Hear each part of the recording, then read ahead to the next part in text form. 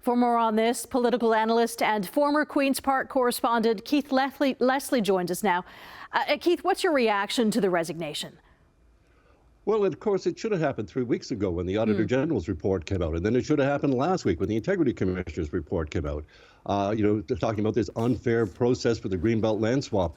They need to reverse course. So what Mr. Clark's resignation will do today is get him out of the way, but it doesn't get this controversy out of the way at all. The Greenbelt saga will continue to haunt Doug Ford until action is taken to basically reverse course on these Greenbelt lands.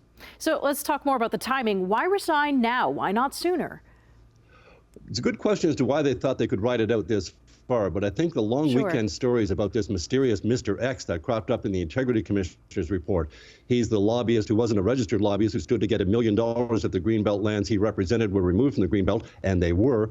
And there's pictures of him. He's boasting about how he gets ministerial zoning orders, which are handed out by the housing minister to override local plans.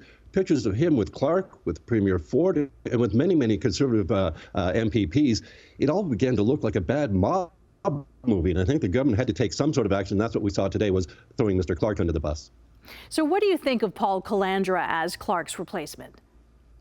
Well, he's the Mr. Fix-It for this government, isn't he? I mean, he has experience in Stephen Harper's government in Parliament. And then here, when the long-term care minister under Mary Fullerton was a complete disaster, they sent Mr. Calandra into that. He's also going to retain government housing leader. He's known to be able to, really quell any controversies and keep the interest in a file down. So we'll see if he can do it.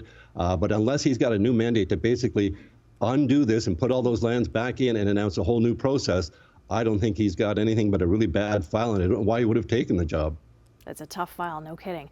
Do you think the Greenbelt lands will have to be restored in order for the government to emerge from this scandal? Is that simply what needs to happen? Absolutely. I mean, if they want to restore any trust, their integrity, everything is taking a shot. These charges of corruption are not going to go away until we get a real good look and see that this process is reversed, these lands are put back in, and the process is examined publicly, and a whole new one is put in place. So a few more things need to happen in your perspective. Thank you so much, Keith. That's political analyst Keith Leslie. Thank you.